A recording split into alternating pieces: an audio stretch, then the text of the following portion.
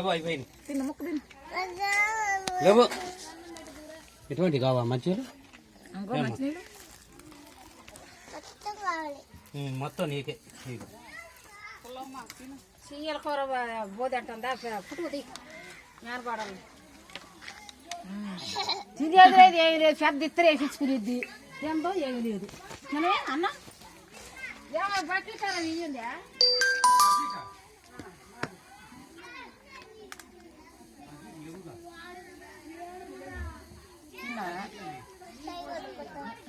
బాగా పక్కన తెస్తారు తిన